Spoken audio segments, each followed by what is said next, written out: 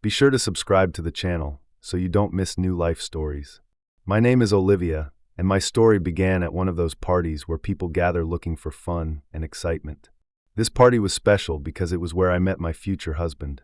He was the type of man that many women chased, handsome, confident, with a charming smile.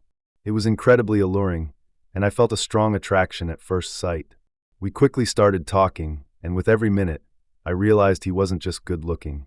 He was intelligent, charismatic, and an interesting conversationalist. As the party went on, a real connection formed between us. At times, it felt like we were in our own world of conversations and laughter. We shared stories, dreams, and feelings, and our closeness grew with every passing minute.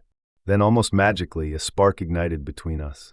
We kissed, and in that kiss, there was something wild, passionate, and irresistible. On our very first meeting, we slept together, and it was something we both felt so strongly that we couldn't resist.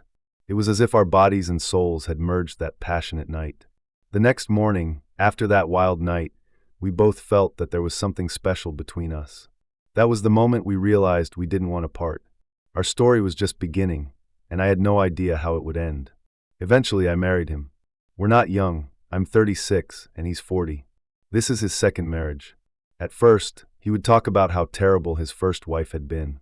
Honestly, it stroked my ego. I tried my best to be better than her. I cooked, cleaned, worked hard at my job, took care of myself, but it seemed my husband didn't appreciate it. I felt like I was doing everything to create the perfect conditions for our relationship, but it seemed my efforts went unnoticed or unappreciated as much as I had hoped. A later-in-life marriage, especially a second one, is a complicated situation full of expectations and stereotypes. Then I started thinking about what I really wanted from this marriage, what my needs and expectations were. Maybe my efforts led to feelings of inadequacy, but over time, everything became clearer. What frustrated me most was that instead of seeing and valuing my efforts, my husband seemed indifferent. I didn't even complain when he stayed late at work or disappeared for a day with friends. I tried to support him, giving him freedom and trust, even if it sometimes made me anxious. But soon I discovered something that shocked me. It turned out my husband was in contact again with his first terrible wife, the one he had talked about so much. This discovery hit me hard. So many questions arose. Why had he hidden this communication from me? What were they discussing, and why was he even reaching out to her if, according to his stories, his first marriage had been so bad and toxic? I began asking his friends about his first marriage and the reasons for the divorce and learned a lot.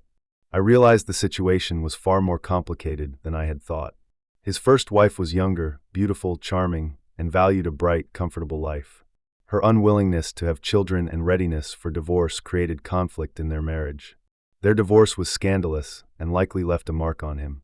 I understood that it hadn't been easy for my husband to go through the divorce, even if at first he said many cruel things about his first wife.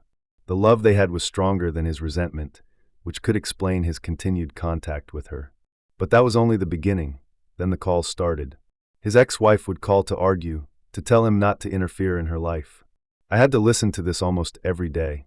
I told him she was right. She was a free woman now and could do whatever she wanted. If he cared so much, he shouldn't have divorced her. I shouted at him. For the first time, he hit me. That moment was shocking and traumatic. My life suddenly turned into a nightmare. My husband hit me for the first time in my life. I packed his things, called a taxi, and despite my strong emotions and trembling hands, acted decisively. He left, slamming the door. That was the last sound I heard from him. The moment I closed the door behind him was difficult and heavy. At that time, I felt lost and empty. The night after that incident was one of the longest and darkest of my life. I cried for hours under the blanket, thinking about what had happened and trying to understand how I had ended up in such a situation. Everything had started so beautifully, and now this. The next morning, while my emotions were still overwhelmingly strong, I got a call from my mother-in-law. Her voice was full of worry and pleading. She asked me to forgive her son for what had happened. She told me how much my presence meant in his life, and how her family had only begun to find peace after he married me.